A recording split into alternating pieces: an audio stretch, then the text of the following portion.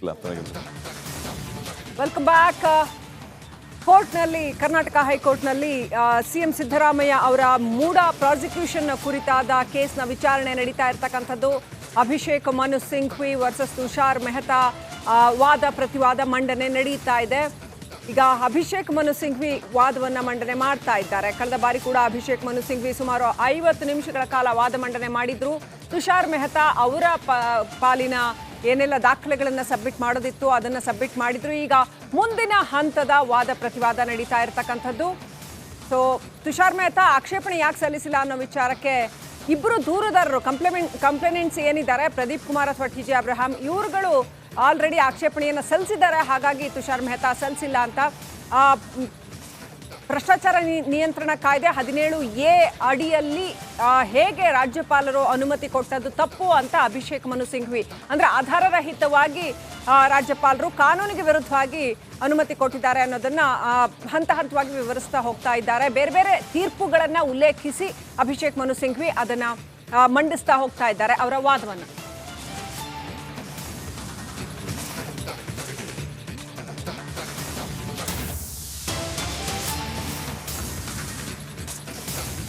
ಅಬ್ರಾಹಂಗೆ supreme ದಂಡ ಹಾಕಿದ್ದನ್ನ ಉಲ್ಲೇಖ ಮಾಡ್ತಾ ಇದ್ದಾರೆ ಮನು ಸಿಂಘ್ವಿ ಅವರು. ಸಿಎಂ ವಿರುದ್ಧ ಪ್ರಾಸಿಕ್ಯೂಷನ್ಗೆ ಅನುಮತಿಯನ್ನ ನೀಡಲಾಗಿದೆ. ಹೇಗೆ? ಭ್ರಷ್ಟಾಚಾರ ನಿಯಂತ್ರಣ ಕಾಯ್ದೆ BNS ಅಡಿ ಅನುಮತಿಯನ್ನ ನೀಡಲಾಗಿದೆ. ದೂರು ನೀಡಿದ್ರೂ ಕೂಡ ಪ್ರಾಸಿಕ್ಯೂಷನ್ಗೆ ಅನುಮತಿಯನ್ನ ನೀಡಿರೋದು. ಇದು ರಾಜಕೀಯ ಪ್ರೇರಿತ, ಇದು ರಾಜ್ಯಪಾಲರ ಸ್ವಯಂ ಪ್ರೇರಿತ ಅನುಮತಿ. ಇವರ ಮೇಲೆ ಒತ್ತಡ ಇತ್ತು, ರಾಜಕೀಯವಾಗಿ ಅನುಮತಿಯನ್ನ ನೀಡಿದ್ದಾರೆ ಅನ್ನುವಂತಹ ವಿಚಾರ ವಾದ ಮೊದಲಿನಿಂದನೂ ಕೂಡ ಅಭಿಷೇಕ್ ಮನು ಸಿಂಘ್ವಿ ಅವರು. ಈಗ ಹಲವು ಸುಪ್ರೀಂ ಕೋರ್ಟ್ ತೀರ್ಪುಗಳನ್ನ ಉಲ್ಲೇಖ ಮಾಡಿ ಅಭಿಷೇಕ್ ಮನು ಸಿಂಘ್ವಿ ಈಗ ಪ್ರಸ್ತಾಪ ಮಾಡ್ತಾ ಇರೋದು. ಇದೇ ಸಂದರ್ಭದಲ್ಲಿ ದೂರುದಾರ ಆಗಿರುವಂತಹ ಟಿ ಜೆ ಅಬ್ರಾಹಂ ಅವರಿಗೆ ದಂಡ ವಿಧಿಸಿದ್ದ ವಿಚಾರವೂ ಕೂಡ ಇಲ್ಲಿ ಪ್ರಸ್ತಾಪ ಆಗ್ತಾ ಇದೆ. ಇದು ರಾಜ್ಯಪಾಲರ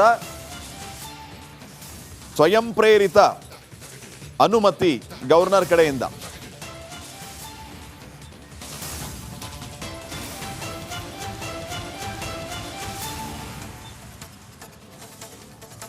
ನೋಡಿ, ಈಗಾಗಲೇ ಮುಖ್ಯವಾಗಿ 3 ಜಡ್ಜ್ಮೆಂಟ್ಗಳನ್ನ ಅಭಿಷೇಕ್ ಮನು ಸಿಂಘ್ವಿ ಅವರು ಉಲ್ಲೇಖ ಮಾಡಿರೋದು. ಅದರಲ್ಲಿ ಮುಖ್ಯವಾಗಿ ಪ್ರವೀಣ್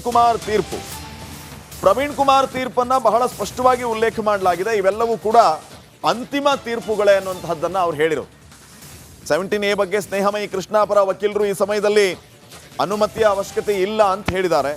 ಆದರೆ ಯಾವುದೇ ಖಾಸಗಿ ದೂರು ನ್ಯಾಯಾಲಯದಲ್ಲಿ ಸಲ್ಲಿಕೆ ಆದ ಬಳಿಕ ಅದನ್ನ ಕಾಗ್ನಿಸೈಸ್ ತೆಗೆದುಕೊಳ್ಬೇಕೆ ಅಥವಾ ಬೇಡವಾ ಅನ್ನೋದನ್ನ ಅನುಮತಿಯಲ್ಲಿ ಅವಲಂಬಿಸಿಲ್ಲ ಅನ್ನುವಂಥ ವಿಚಾರವನ್ನ ಕೂಡ ಇಲ್ಲಿ ಅಭಿಷೇಕ್ ಮನು ಸಿಂಘ್ವಿ ಅವರು ಹೇಳ್ತಾ ಇದ್ದಾರೆ, ಪೀಠದ ಗಮನಕ್ಕೆ ತರ್ತಾ ಇದ್ದಾರೆ.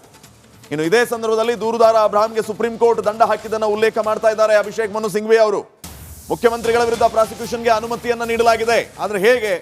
ಭ್ರಷ್ಟಾಚಾರ ನಿಯಂತ್ರಣ ಕಾಯ್ದೆ ಹಾಗೂ BN ಅಡಿಯಲ್ಲಿ ಅನುಮತಿಯನ್ನ ನೀಡಲಾಗಿದೆ. ಅವರು ಕಂಪ್ಲೀಟ್ ನೀಡಿದ್ರು, ಅವರು ಪ್ರಾಸಿಕ್ಯೂಷನ್ಗೆ ಅನುಮತಿಯನ್ನ ನೀಡಿದ್ರು. ಹೇಗೆ? ಕ್ಯಾಬಿನೆಟ್ನಿಂದ ಒಂದು ನಿರ್ಣಯ ಪಾಸ್ ಆಗಿತ್ತು, ಆ ನಿರ್ಣಯದ ವಿರುದ್ಧ ರಾಜ್ಯಪಾಲರು ಪ್ರಾಸಿಕ್ಯೂಷನ್ಗೆ ಅನುಮತಿಯನ್ನು ನೀಡಿದ್ರು. ಹೇಗೆ? ರೈಟ್, ಬ್ರೇಕಿಂಗ್ ಅಪ್ಡೇಟ್ ಬರ್ತಾ ಇದೆ.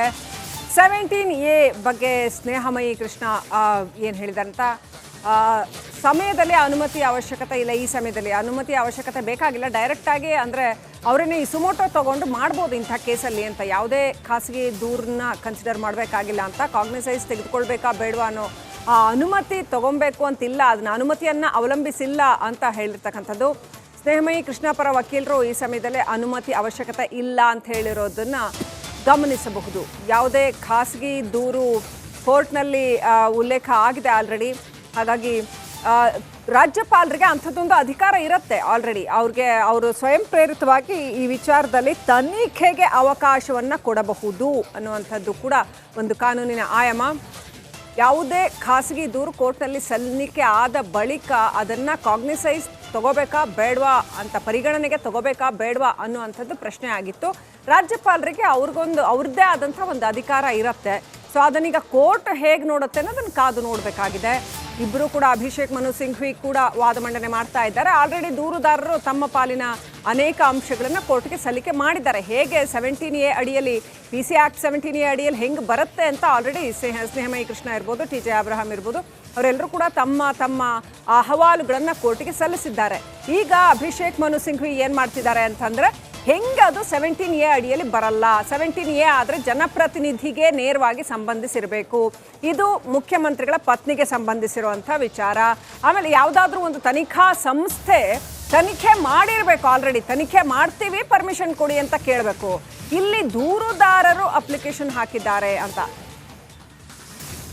ರಾಜ್ಯಪಾಲರು ಅನುಮತಿ ನೀಡಿಲ್ಲ ಅಂತ ಕೋರ್ಟ್ ಭಾವಿಸಬೇಡಿ. ಈಗ ರಾಜ್ಯಪಾಲರ ಅನುಮತಿ ನೀಡಿದ್ರೆ ನಾಳೆ ಬೇರೆಯವರು ಕೇಳ್ತಾರೆ. 100 ಜನ ಹಿಂಗೆ ಖಾಸಗಿ ದೂರುಗಳನ್ನ ಫೈಲ್ ಮಾಡ್ಬೋದಲ್ವಾ CM ಎಗೇನಿಸ್ಟು ಅನ್ನೋದು ಅಭಿಷೇಕ್ ಮನು ಸಿಂಘ್ವಿ ವಾದ. ಈಗ ಯಾವುದೇ ತನಿಖಾ ಸಂಸ್ಥೆ ಅಥವಾ ವ್ಯಕ್ತಿ ಕೇಳಿರೋದಲ್ಲ, ಆಫೀಸರ್ ಕೇಳಿರೋದಲ್ಲ.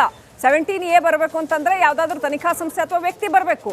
ಈಗ ರಾಜ್ಯಪಾಲರು ಅನುಮತಿ ನೀಡಿರುವಂಥದ್ದು ಖಾಸಗಿ ದೂರುಗಳು ದಾಖಲಾಗಿವೆ, ಅದಕ್ಕೆ ಸಾಕ್ಷ್ಯಾಧಾರಗಳು ಸಾಕಷ್ಟಿದೆ ಅನ್ನೋ ಒಂದು ನೆಲೆಯಲ್ಲಿ ರಾಜ್ಯಪಾಲರು ಅನುಮತಿ ನೀಡಿದ್ದಾರೆ. ಅಭಿಷೇಕ್ ಮನು ಸಿಂಘ್ವಿ ಕೋರ್ಟ್ ಮುಂದೆ ಇದನ್ನೇ ಕ್ವೆಶ್ಚನ್ ಮಾಡ್ತಾ ಇದ್ದಾರೆ. ಅವ್ರು ಏನು ಕೇಳ್ತಾ ಇದ್ದಾರೆ ಅಂತಂದ್ರೆ, ನಾಳೆ 100 ಖಾಸಗಿ ದೂರುಗಳು ಬರ್ಬೋದು, 100 ಜನ ದ್ವೇಷಕ್ಕೋಸ್ಕರ ಹಿಂಗೆ ಕಂಪ್ಲೇಂಟ್ ಮಾಡ್ತಾ ಹೋಗ್ಬೋದು, ಆಗಲೂ ಕೂಡ ರಾಜ್ಯಪಾಲರು ಹಿಂಗೆ ಅನುಮತಿ ಕೊಡ್ತಾ ಹೋಗ್ತಾರಾ ಅಂತ. ಆದರೆ ಇದು ಕೋರ್ಟಲ್ಲಿ ಎಷ್ಟು ಮಟ್ಟಿಗೆ ಸ್ಟ್ಯಾಂಡ್ ಆಗುತ್ತೆ ಕಾದು ನೋಡಬೇಕು. ಯಾಕಂತಂದ್ರೆ ಇದು ಖಾಸಗಿ ದೂರಿನ ಆಧಾರದ ಮೇಲೆ ರಾಜ್ಯಪಾಲರು ತೆಗೆದುಕೊಂಡ ನಿರ್ಣಯ ಹೌದಾ ಅಲ್ವಾ ಅನ್ನೋದು ಇನ್ನಷ್ಟೇ ಪ್ರೂವ್ ಆಗಬೇಕಾಗಿದೆ.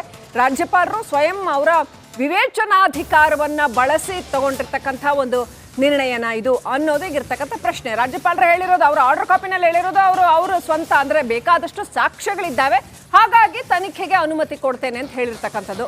ನೋಡಬೇಕಾಗಿದೆ ಈಗ ಕೋರ್ಟ್ ಇದನ್ನು ಹೇಗೆ ಪರಿಗಣಿಸುತ್ತೆ ಅಂತ. ಅಭಿಷೇಕ್ ಮನು ಸಿಂಘ್ವಿ ತಮ್ಮ ವಾದವನ್ನು ಮಂಡನೆ ಮಾಡ್ತಾ ಇದ್ದಾರೆ, 17A ಅಡಿಯಲ್ಲಿ ಬರಲ್ಲ ಇದು ಅಂತ. ಯಾಕಂದ್ರೆ ಖಾಸಗಿ ದೂರಿನ ಆಧಾರದ ಮೇಲೆ ಈ ಥರ ಒಂದು ಅನುಮತಿಯನ್ನು ಕೊಡಲಾಗಿದೆ, ಹಾಗಾಗಿ ಬರಲ್ಲ ಅಂತ. ಯಾವುದೇ ತನಿಖಾಧಿಕಾರಿ ಅಥವಾ ಸಂಸ್ಥೆ ತನಿಖೆಗೆ ಅನುಮತಿ ಕೇಳಿರ್ತಕ್ಕಂಥದ್ದು ಅಲ್ಲ, ಹಾಗಾಗಿ 17A ಅಂಡರ್ ಬರಲ್ಲ ಅಂತ ಹೇಳೋದಕ್ಕೆ ಏನೆಲ್ಲ ಬೇಕು, ಏನೆಲ್ಲ ಬೇರೆ ಬೇರೆ ಕೋರ್ಟ್ನ ಬೇರೆ ಬೇರೆ ಆದೇಶಗಳೇನಿದ್ದಾವೆ, ಹಿಂದಣ ಆದೇಶಗಳು, ಅಂಥದ್ದನ್ನೆಲ್ಲ ಅಭಿಷೇಕ್ ಮನು ಸಿಂಘ್ವಿ ಉಲ್ಲೇಖ ಮಾಡ್ತಾ ಇದ್ದಾರೆ.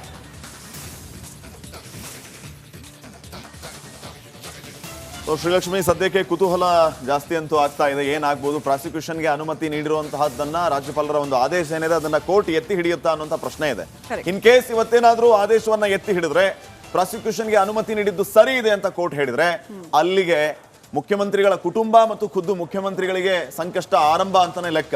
ಮೂಡ ಹಗರಣದಲ್ಲಿ ಯಾರೆಲ್ಲ ಇನ್ವಾಲ್ವ್ಮೆಂಟ್ ಇದೆ, ಯಾರು ಯಾವ ರೀತಿ ಪ್ರಭಾವ ಬಳಸಿದ್ರು ಅವ್ರಿಗೆಲ್ರಿಗೂ ಕೂಡ ಆ ತನಿಖಾ ಸಂಸ್ಥೆಗಳಿಂದ FIR ದಾಖಲಾಗುತ್ತೆ, ವಿಚಾರಣೆಗೆ ಬರಬೇಕಾಗುತ್ತೆ, ಕೋರ್ಟ್ ಕಟ್ಟಕಟ್ಟೆಯಲ್ಲೂ ನಿಲ್ಲಬೇಕಾಗುತ್ತೆ. ಸೊ ಸದ್ಯಕ್ಕೆ ವಾದ ಪ್ರತಿವಾದ, ಸದ್ಯಕ್ಕೆ ಅಭಿಷೇಕ್ ಮನು ಸಿಂಘ್ವಿ ಅವರು ಮುಖ್ಯಮಂತ್ರಿಗಳ ಪರವಾಗಿ ವಾದ ಮಂಡನೆಯನ್ನ ಮಾಡ್ತಾ ಇದ್ದಾರೆ. ರಾಜ್ಯಪಾಲರು ಎಲ್ಲದಕ್ಕೂ ಪ್ರಾಸಿಕ್ಯೂಷನ್ಗೆ ಅನುಮತಿಯನ್ನ ನೀಡ್ತಾ ಹೋದ್ರೆ ನಾಳೆ ದಾರಿಯಲ್ಲಿ ಹೋಗೋರು ಅನುಮತಿಯನ್ನ ಕೇಳ್ತಾರೆ, ಮುಖ್ಯಮಂತ್ರಿಗಳ ವಿರುದ್ಧ ಕಂಪ್ಲೇಂಟ್ ಕೊಡ್ತಾರೆ. ಇದು ಎಲ್ಲವನ್ನೂ ಕೂಡ ಸೂಕ್ಷ್ಮವಾಗಿ ಪರಿಗಣಿಸಬೇಕಲ್ವಾ, ಕಾನೂನು ವ್ಯಾಪ್ತಿಯಲ್ಲಿ ನೋಡ್ಬೇಕಲ್ವಾ ಅಂತ ಅಭಿಷೇಕ್ ಮನು ಸಿಂಘ್ವಿ ಅವರು ಪೀಠದ ಮುಂದೆ ವಾದ ಮಂಡನೆಯನ್ನ ಮಾಡ್ತಾ ಇದ್ದಾರೆ.